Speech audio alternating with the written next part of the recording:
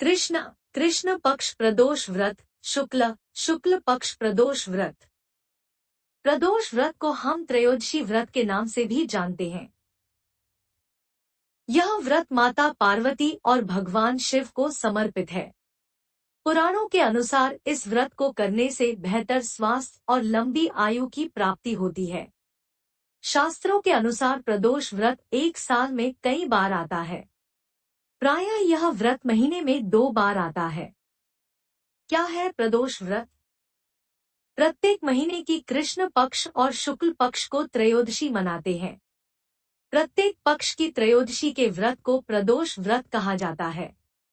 सूर्यास्त के बाद और रात्रि के आने से पहले का समय प्रदोष काल कहलाता है। इस व्रत में भगवान शिव की पूजा की जाती है। हिंदू धर्म में व्रत, पूजा पाठ, उपवास आदि को काफी महत्व दी गई है। ऐसा माना जाता है कि सच्चे मन से व्रत रखने पर व्यक्ति को मनचाहे वस्तु की प्राप्ति होती है। वैसे तो हिंदू धर्म में हर महीने की प्रत्येक तिथि को कोई न कोई व्रत या उपवास होते हैं, लेकिन इन सब में प्रदोष व्रत की बहुत मान्यता है।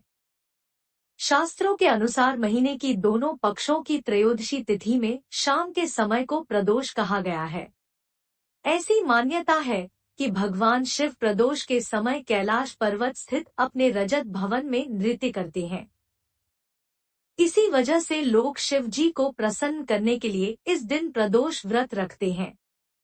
इस व्रत को करने से सारे कष्ट और हर प्रकार के दोष मिट जाते हैं।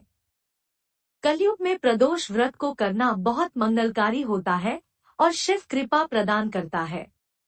सप्ताह के 7 दिन किए जाने वाले प्रदोष व्रत का विशेष महत्व है।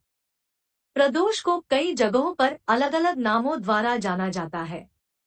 दक्षिण भारत में लोग प्रदोष को प्रदोषम के नाम से जानते हैं।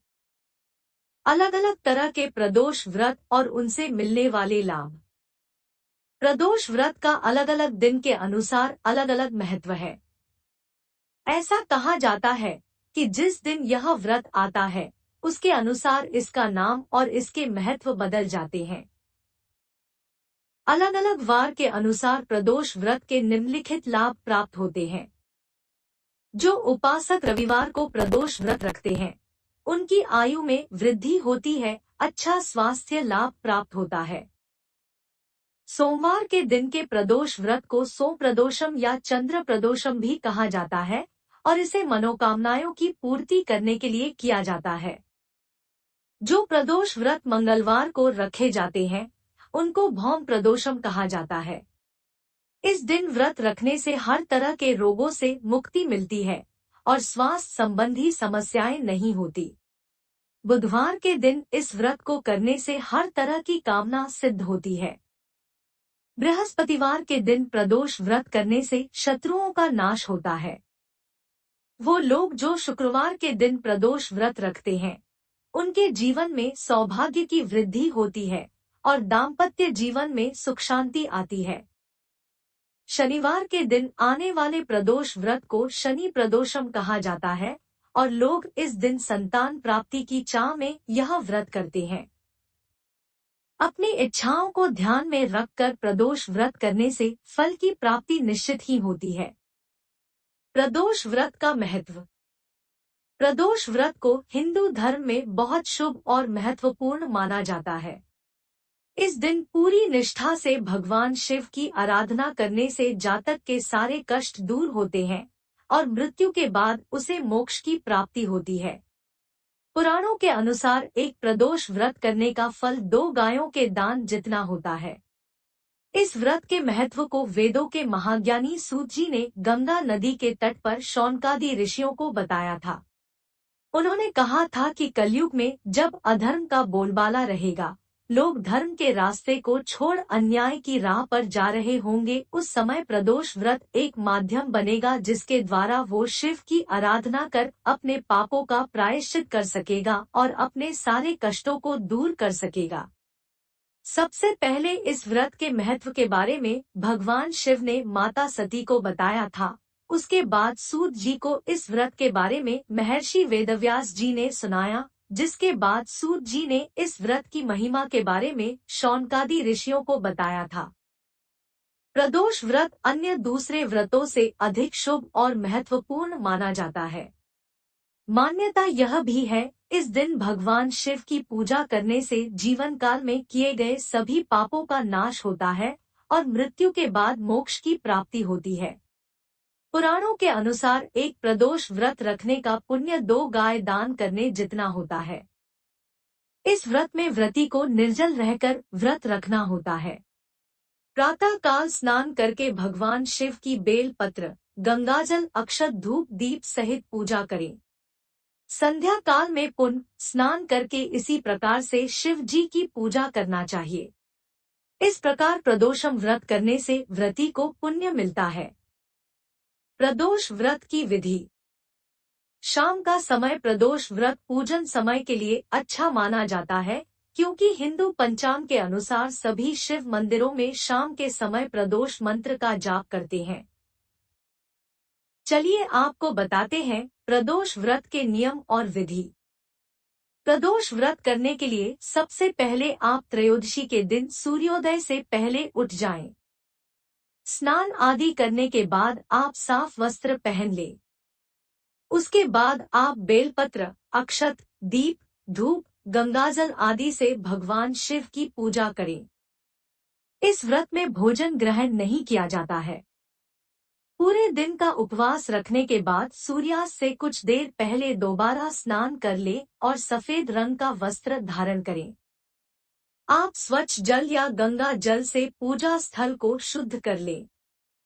अब आप गाय का गोबर ले और उसकी मदद से मंडप तैयार कर लें।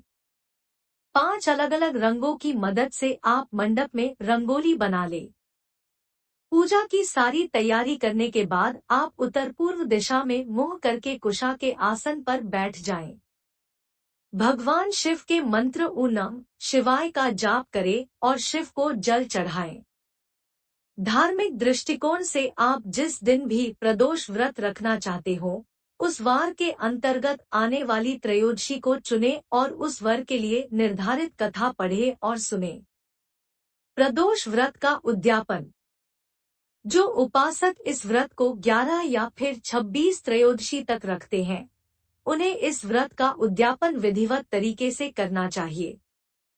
व्रत का उद्यापन आप त्रयोदशी तिथि पर ही करें। उद्यापन करने से एक दिन पहले श्री गणेश की पूजा की जाती है और उद्यापन से पहले वाली रात को कीर्तन करते हुए जागरण करते हैं। अगले दिन सुबह जल्दी उठकर मंडप बनाना होता है और उसे वस्त्रों और रंगोली से सजाया जाता है। उमा सहित शिवाय नमः मंत्र का 108 बार जाप करते हुए हवन करते हैं। खीर का प्रयोग हवन में आहुति के लिए किया जाता है। हवन समाप्त होने के बाद भगवान शिव की आरती और शांति पाठ करते हैं और अंत में 2 ब्राह्मणों को भोजन कराया जाता है और अपनी इच्छा और सामर्थ्य अनुसार दान दक्षिणा देते हुए उनसे आशीर्वाद लेते हैं। प्रदोष व्रत कथा। किसी भी व्रत को करने के पीछे कोई न कोई पौराणिक महत्व और कथा अवश्य होती है। तो चलिए जानते हैं इस व्रत की पौराणिक कथा के बारे में। स्कंद पुराण में दी गई एक कथा के अनुसार प्राचीन समय की बात है। एक विधवा ब्राह्मणी अपने बेटे के साथ रोजाना भिक्षा मांगने जाती और संध्या के समय तक लौट आती। हमेशा की तरह एक दिन जब वह भिक्षा लेकर वापस लौट रही थी तो उसने नदी किनारे एक बहुत ही सुंदर बालक को देखा, लेकिन ब्राह्मणी नहीं जानती थी कि वह बालक कौन है और किसका है। दरअसल उस बालक का नाम धर्मगुप्त था और वह विदर्भ देश का राजकुमार था। उस बालक के पिता को, जो कि विदर्भ देश के राजा थे, दुश्मनों ने उन्हें युद्ध में मौत के घाट उतार दिया और राज्य को अपने अधीन कर लिया। पिता के शोक में धर्मगुप्त की माता भी चल बसी और शत्रुओं ने धर्मगुप्त को राज्य से बाहर कर दिया। बालक की हालत देख ब्राह्मणी ने उसे अपना लिया और अपने पुत्र के समान ही उसका भी पालन पोषण किया। कुछ दिनों बाद ब्राह्मणी अपने दोनों बालकों को लेकर देवयोग से देव मंदिर गई, जहां उसकी भेंट ऋषि शांडिल्य से हुई। ऋषि शांडिल्य एक विख्यात ऋषि थे, जिनकी बुद्धि और विवेक की हर जगह चर्चा थी। ऋषि ने ब्राह्मणी को उस बालक के अतीत यानी कि उसके माता पिता के मौत के बारे में बताया, जिसे सुन ब्राह्मणी बहुत उदास हुई। ऋषि ने ब्राह्मणी और उसके दोनों बेटों को प्रदोष व्रत करने की सलाह दी और उससे जुड़े पूरे विधि विधान के बारे में बताया। ऋषि के बताए गए नियमों के अनुसार ब्राह्मणी और बालकों ने व्रत संपन्न किया, लेकिन उन्हें यह नहीं पता था कि इस व्रत का फल क्या मिल सकता है। कुछ दिनों बाद दोनों बालक वन विहार कर रहे थे, तभी उन्हें वहां कुछ गंधर्व कन्याएं नजर आईं जो कि बेहद सुंदर थी।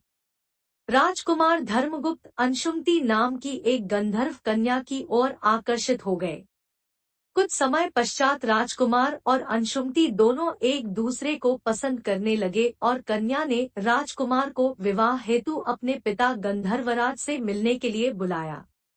कन्या के पिता को जब यह पता चला कि वह बालक विदर्भ देश का राजकुमार है, तो उसने भगवान शिव की आज्ञा से दोनों का विवाह कराया।